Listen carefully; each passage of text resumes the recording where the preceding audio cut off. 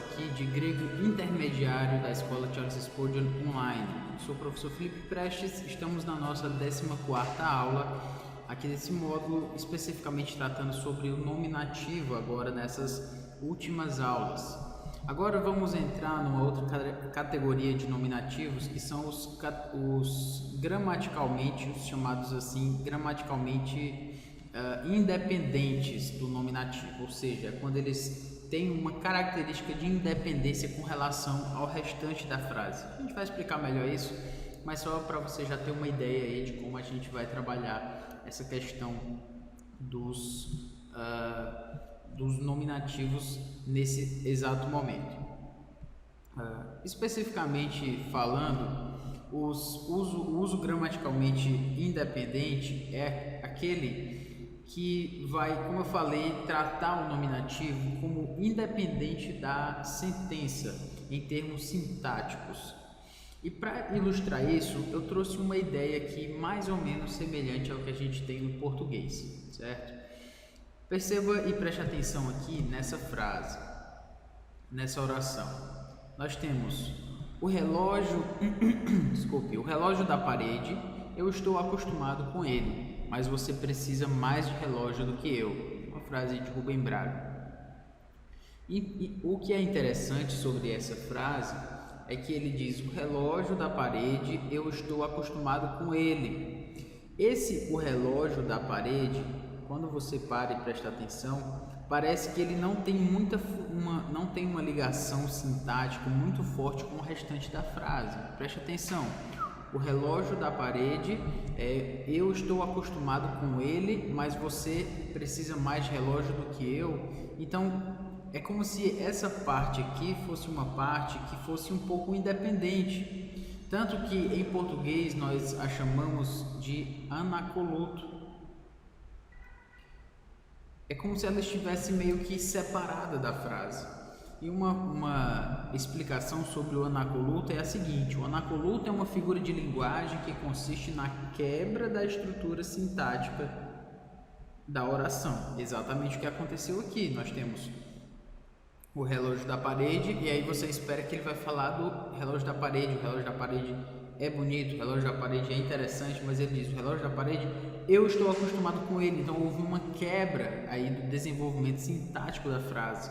Então, geralmente essa figura é utilizada para dar ênfase à pessoa ou ideia que consideramos mais importante, ou seja, aquilo que é mais importante a gente começa geralmente com um anacoluto em uma determinada situação, muito utilizado na linguagem oral. A gente vive falando anacolutos por aí e muitas vezes talvez nem tenham percebido, mas o que eu quero chamar a sua atenção é para o fato de que o anacoluto é muito parecido com alguns termos que a gente vai começar a estudar agora, que são os nominativos absolutos, nominativos pendentes, que são termos que a gente vai se acostumar com eles. Mas perceba que às vezes a gente diz o professor da escola, aquele que eu acho muito interessante, e aí eu mudo a frase, né? O professor da escola, eu já estava me acostumando com ele, mas agora começou a ficar difícil a nossa relação de professor e aluno.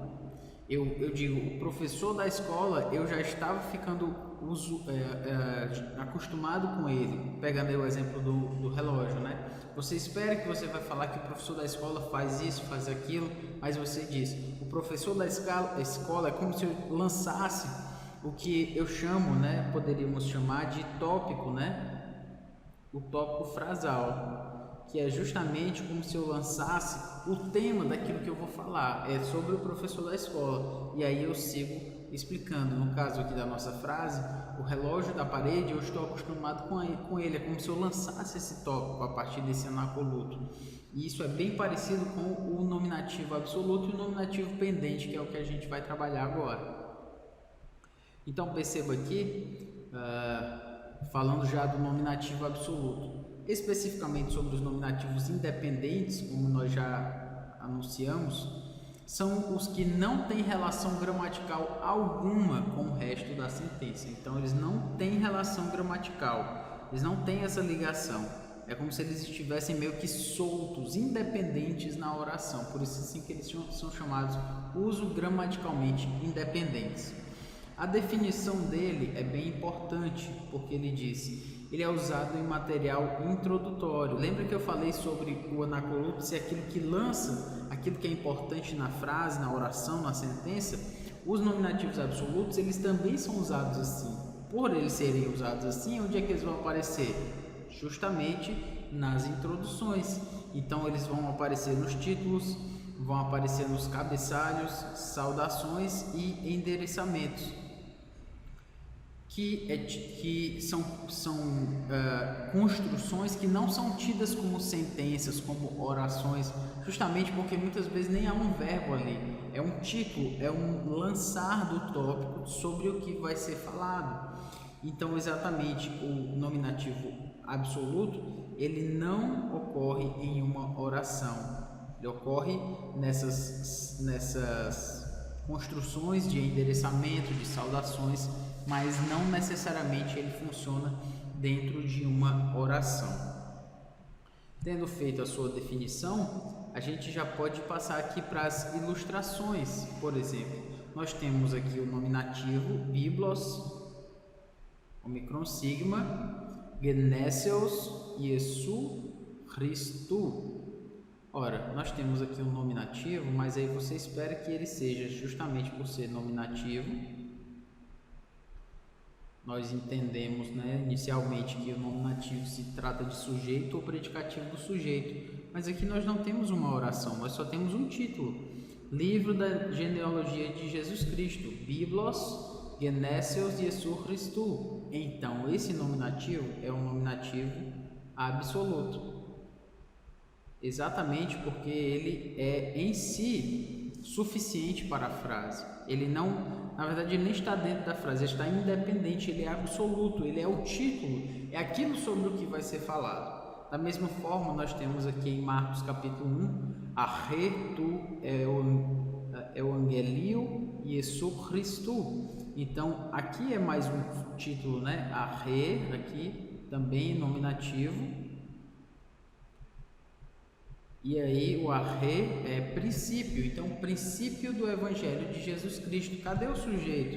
E cadê o verbo? Cadê a frase? Cadê a oração? Não tem, ele é um nominativo absoluto, ele está num título, por isso mesmo ele está lançando o tópico daquilo que vai ser falado, o tópico frasal, como eu mencionei anteriormente. Um outro lugar onde os nominativos absolutos podem aparecer é nos endereçamentos. Então, quando Paulo vai se endereçar para um grupo de pessoas, quando ele vai falar, na verdade, se dirigir para um grupo de pessoas, então ele vai usar também o nominativo absoluto. Nós temos aqui Paulos, e aqui nós temos doulos, Christu, Iesu.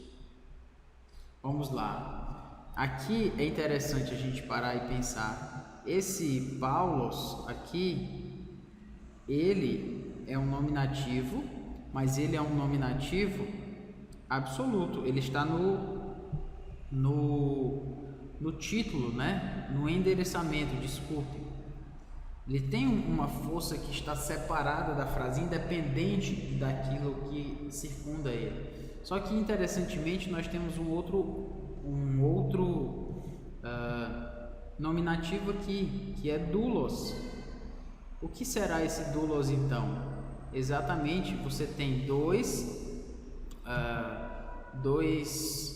substantivos, no mesmo caso, adjacentes um ao outro, se referindo à mesma pessoa, Paulo, servo de Jesus Cristo. Então esse nominativo aqui é absoluto, mas esse nominativo aqui é um nominativo com uma função de aposto, certo? De simples aposição.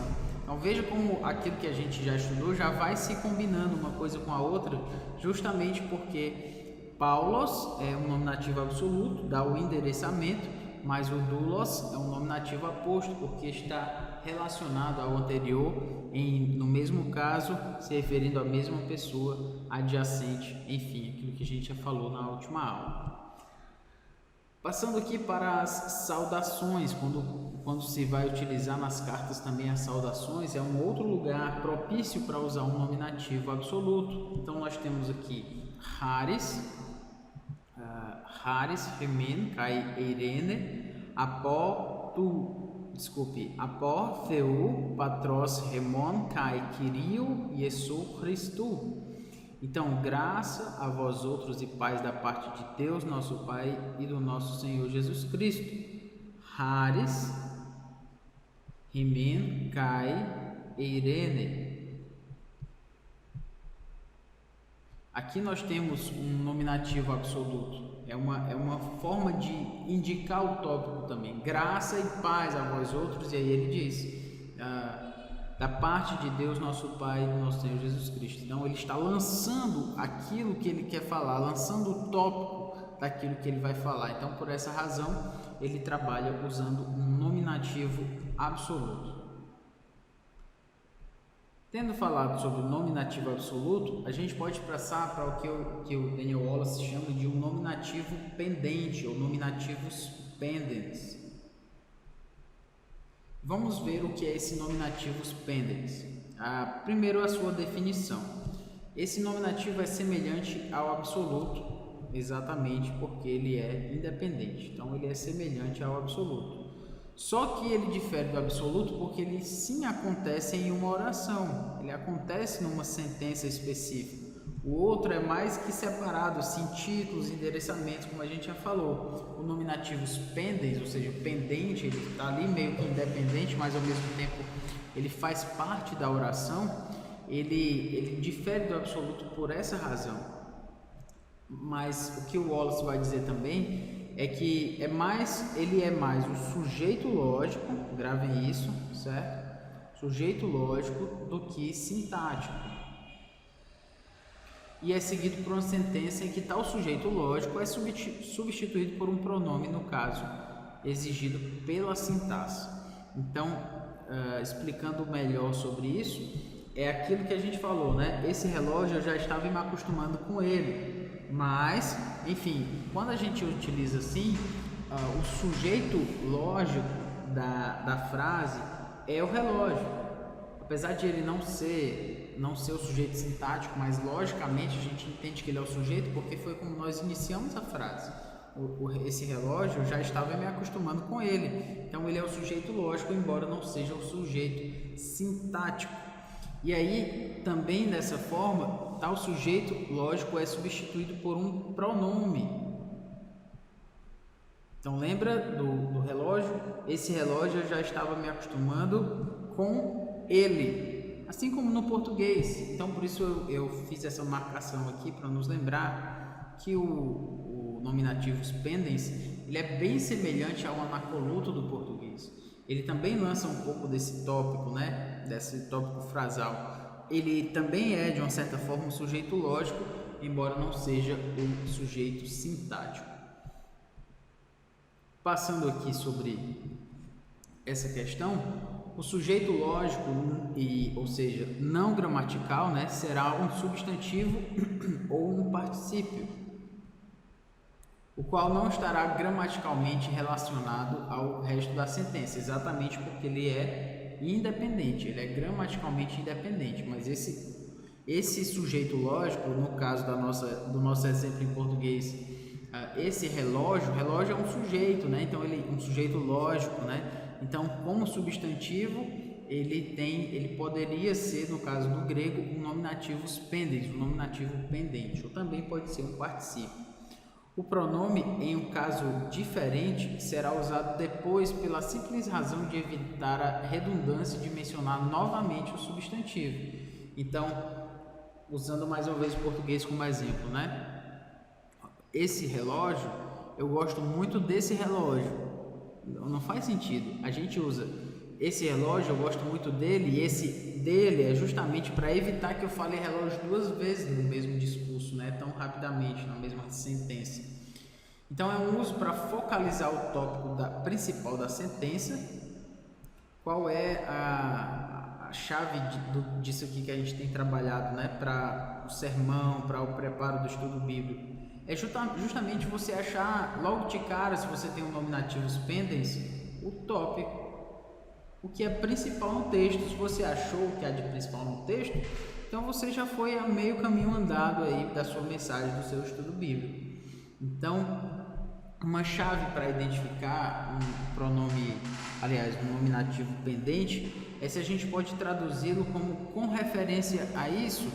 Como ficará? Com referência a esse relógio, eu já estou me acostumando com ele. Então, é uma forma de eu identificar se esse nominativo é um nominativo pendente. A gente substituir a tradução como com referência a. Isso ajuda um bocado também. Ok, como é utilizado esse nominativos pendens? O nominativo pendens, ele pode ser usado como ênfase, certo? Perceba aqui, honikon, poieso, auton, stilon. É muito interessante a forma como está lá em Apocalipse, né? Ao vencedor, você pode lembrar das cartas, né? As 7 igrejas da Ásia. Ao vencedor, honikon. Aqui nós temos honikon, ao vencedor. Poieso seria farei, no futuro, né? Farei ele, ou eu o farei. Coluna, stilon, eu farei ele como uma coluna. Mas o que é interessante é que o honikon, que aqui no caso não é um particípio, não é um substantivo, é um particípio, mas que funciona, né, com características de substantivo. Então esse honikon, ele traz esse tópico, né? É como se a gente pudesse de fato traduzi-lo como com referência ao que vencer, eu farei dele uma coluna. Eu farei uma coluna com referência ao vencedor. Então, por que eu posso traduzi-lo assim? Nós podemos denominá-lo de nominativos pendens ou nominativo pendente, né? Porque nós podemos traduzir como com referência a. Além disso, só um toque aqui, né? Se você nunca percebeu, ao vencedor, né? Honikon, vitória, quando você vê aquele nome tão conhecido, né? Das marcas Nike, você vai lembrar do Nikon, que é justamente o vencedor. Inclusive, há uma marca, né? de máquina fotográfica que é Nikon, né? Você sabe aqui que provavelmente ela vem dessa palavra Nikon, que é vencedor. É possível, né? Não tenho certeza, mas eu sei do Nike que tem a ver com vitória. Vitória. Só aí uma curiosidade, mas para a gente ver que o grego às vezes está bem mais perto de nós do que a gente imagina, né? Um texto interessante, né, muito conhecido nosso também, João capítulo 1, versículo 12. Hossoi de elabon auton, edoken autois exousian tecna theu genestai. Mas a todos quantos o receberam, Hossoi, a todos quantos, né, elabon auton, receberam-no, e aqui o de é o mas Hossoi, a todos quantos receberam-no, ou o receberam, edoken, deu, autóis, a eles, exousian, autoridade, tecna, filhos, Theu, de Deus, genestai, tornar-se, né? Então Deus diz a autoridade de se tornarem os filhos de Deus. Muito interessante isso aqui que a gente acabou de ver, e quero chamar a sua atenção então para o Hossoi. Veja como não parece um anacoluto. A todos quantos o receberam, nós lançamos esse tópico frasal, então nós o lançamos e então dizendo, todos quantos o receberam, deu-lhes o poder de serem, ou a autoridade de serem tornados filhos de Deus. Todos quantos ele deu a autoridade. Fica uma frase um tanto quebrada, uma sintaxe um tanto fragmentada, mas o papel do nominativo pendens justamente é quebrar essa construção comum e chamar ênfase justamente para aquele que inicia, para aqueles que estão no início da frase, né, no início da elocução. Então, por essa razão, Hossoi, todos quantos o receberam, tudo isso aqui seria um anacoluto, né, em português. Mas especificamente o Hossoi, que é todos quantos, isso aqui então será um nominativo pendente. Certo? Então, dentro dessa questão aqui, todos quantos e o receberam, elabon, mas isso fica para uma outra questão. A questão aqui, deu-lhes o poder de serem feitos filhos de Deus. O que eu quero chamar a sua atenção aqui é para o que eu não lembrei antes, mas vale a pena a gente chamar a atenção. Horikon, auton. Esse auton aqui, ele justamente é o pronome que está se referindo ao Nikon aqui. Lembra que um pronome será usado para se referir a ele, para que não se diga ao vencedor, eu farei do vencedor uma coluna. Justamente para não fazer assim, ele usa um pronome, no caso aqui o pronome da terceira pessoa, do singular, justamente porque vencedor é terceira pessoa do singular, no caso masculino. Então, da mesma forma, nós temos aqui um pronome. Vamos procurar o pronome daqui. A todos quantos receberam-no, deu a eles poder ou autoridade de se tornarem filhos de Deus. Quero chamar então sua atenção para o nosso pronome aqui, autóis. O autóis, ele é o pronome que substitui a todos quantos. A todos quantos o receberam, deu-lhes a todos quantos o receberam a autoridade para serem feitos filhos de Deus, não faz sentido. Justamente por isso nós temos um nominativo pendens e um pronome pessoal para se referir a esse nominativo pendente, né? Para fazer essa referência aí e não precisar ser repetido, não precisar ser redundante nas suas questões, na sua apresentação. Uma outra forma de procurar entender o nominativo pendente é quando ele apresenta também emoção. Anteriormente era a todos quantos o receberam, deu-lhes o poder de serem feitos filhos de Deus. Aí está a ênfase, né? A força que nós queremos entregar, né? A todos quantos o receberam. Ao vencedor, eu estou chamando a sua atenção para o que eu vou falar e já lhe referindo a sua atenção para o que é principal, no caso da frase, ao vencedor eu farei coluna. A todos quantos receberam, darei-lhes o poder de ser feito filho de Deus. Enfim, o ponto é, a ênfase, ela é muito grande. Na verdade, é uma forma de o autor de indicar para você o que é mais importante naquilo que ele escreveu. Então você pode achar, mas são tantas categorias, bom, de fato são muitas, né? Mas o que eu quero é que você perceba a relevância exegética e sintática daquilo que a gente está trabalhando. Se você tem um nominativo pendens no seu texto, isso quer dizer que você vai facilmente encontrar a ideia principal. Porque o autor já deu o toque para você do que ele está falando, né? Por exemplo, o nominativo pendens também serve para chamar atenção para emoção, né? Para dar emoção.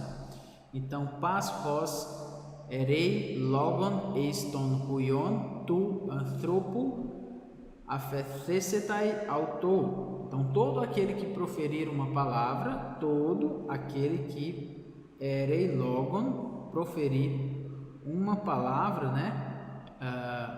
Eis ton huion, contra o filho do homem, a ele, ou seja, isso lhe será, a ele será perdoado, certo? Perdoado. Então aqui nós temos o pas hos, todo aquele que,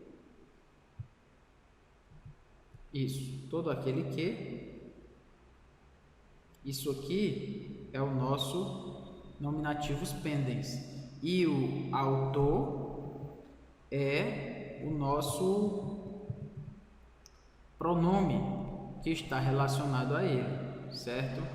Autor está ligado ao pas hos, porque é todo aquele que está aqui ligado assim, e lhe será, ou seja, será a ele, literalmente,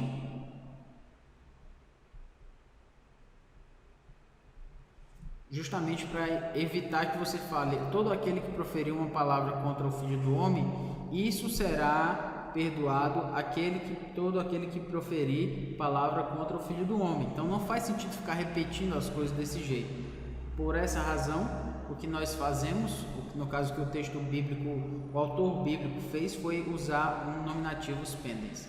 Então a forma assim colocada tem uma força emocional muito mais forte, que será perdoado todo aquele que proferir uma palavra contra o Filho do Homem. Realmente, isso tem uma força, mas quando eu digo todo aquele que proferir uma palavra contra o Filho do Homem, isso lhe será perdoado. É diferente de eu dizer, será perdoado todo aquele que proferir uma palavra contra o Filho do Homem. Eu estou trazendo a ênfase muito forte para o todo aquele que, justamente para enfatizar essa força aí, né? Trazer essa força do que Deus está dizendo sobre o seu perdão, né? Do que Jesus está dizendo sobre o perdão de Deus. É sobre todo aquele que, ou seja, se alguém, essa pessoa chegar e apresentar a ele um clamor de perdão, isso lhe será perdoado, né? Então, a gente percebe a força emotiva e enfática também, obviamente, da construção. Espero que você tenha se ligado aí, né? Aprendido a parte do nominativo absoluto, nominativo pendente. Espero também que isso lhe faça enriquecer no seu estudo bíblico, na sua exegese, enfim. Então, que Deus nos abençoe. Até a próxima aula. Valeu!